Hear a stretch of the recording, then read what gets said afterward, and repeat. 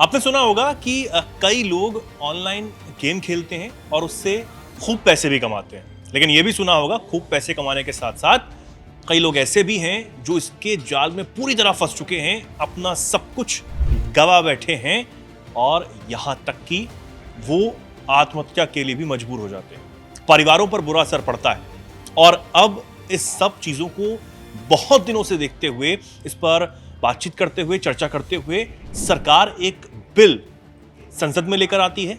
संसद से ये बिल पास हो जाता है और अब ये कानून भी बनने जा रहा है क्योंकि राष्ट्रपति ने भी इसे मंजूरी दे दी। ऑनलाइन गेमिंग बिल, जी हाँ, कई ऐसे प्लेटफॉर्म्स हैं जो उस पर लोग जाते हैं, उस पर गेम्स खेलते हैं या फिर और भी चीज़ें जो होती हैं, लेकिन वो पैसे के लेन देन की बात होती है। पैसे का उस पर भरपूर इस्तेमाल होता है और इससे वित्तीय जो जोखिम है उसका खतरा भी लगातार बना रहता है। कई लोग जो हैं वो डूब जाते हैं, कर्जे में चले जाते हैं। कई ऐसे मामले हमने देखे भी हैं। सरकार ने एक बड़ा कदम उठाया है, इसके बारे में हम जानने जा रहे हैं। सोनम मेरे साथ इस वक्त मौजूद है। सोनम, ऑनलाइन गेमिंग बिल, ये बताइए कि कितना ज़रूरी था लाना और अब सरकार ने क्या क्या इसमें बदलाव किए हैं, किनको सजा हो सकती है, मतलब क्या कुछ है बिल में, आप ये बताइए। जैसा कि आपने बताया कि भारत में जो है पिछले कुछ सालों से इस ऑनलाइन गेमिंग का जो कारोबार है वो बहुत तेज़ी से बढ़ रहा है, लेकिन अब जो संसद ने सख्ती दिखाई है, इसके बाद राष्ट्रपति की मंजूरी भी मिल गई है और ये कानून बन गया है, जिसके बाद जो है उसके रूल्स एंड रेगुलेशंस लागू होंगे।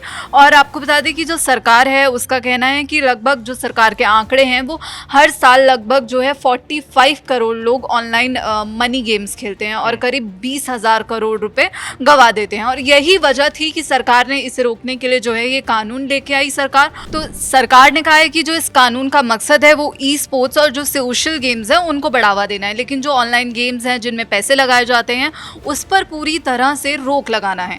और बिल के तहत अब हम जान लेते हैं कि आखिर क्या क्या बड़े बदलाव होंगे। तो जो ई स्पोर्ट्स को खेल के तौर पर मान्यता मिलेगी, युवा मामलों और खेल मंत्रालय इसके लिए एक अलग फ्रेमवर्क तैयार करेंगे और जो सोशल गेम्स हैं उनको बढ़ावा दिया जाएगा ताकि जो खिलाड़ी सुरक्षित और जिम्मेदारी से खेल सके।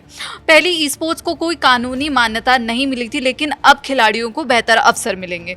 और जो ये मनी गेम्स है जिनमें मनी इन्वॉल्व होता है उस पर सरकार ने सख्ती करते हुए कहा है कि उसका विज्ञापन करना या उनसे जुड़ा लेन देन करना अपराध होगा।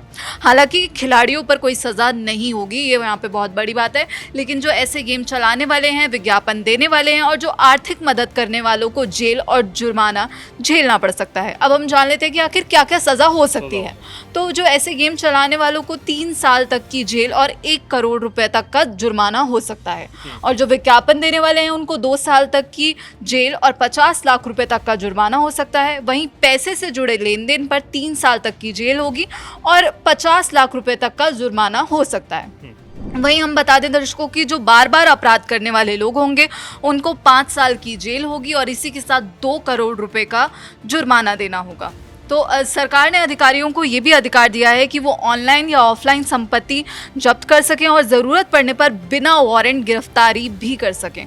और हम बता दें कि सूत्रों के मुताबिक इस कानून से सरकार को सालाना 15,000 से 20,000 करोड़ रुपए तक GST का नुकसान हो सकता है। लेकिन वहीं IT मंत्रालय का कहना है कि जो राजस्व नुकसान से ज़्यादा अहम समाज को सुरक्षित रखना है।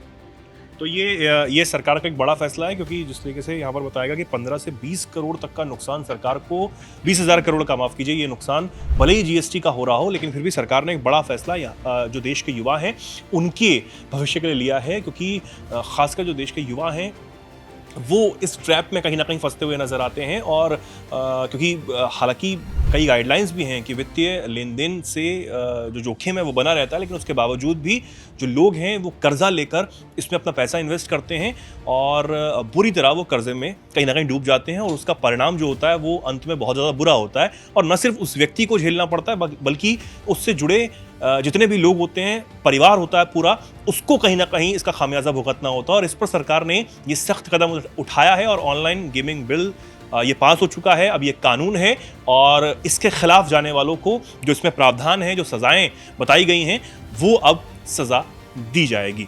आप इस पर क्या कुछ राय रखते हैं, क्या कुछ कहना चाहते हैं इस बिल के बारे में? जो भी कुछ आप सोचते हो कमेंट सेक्शन में जरूर अपनी राय रखें और देखते रहें, जुड़े रहें दैनिक जागरण। नमस्कार।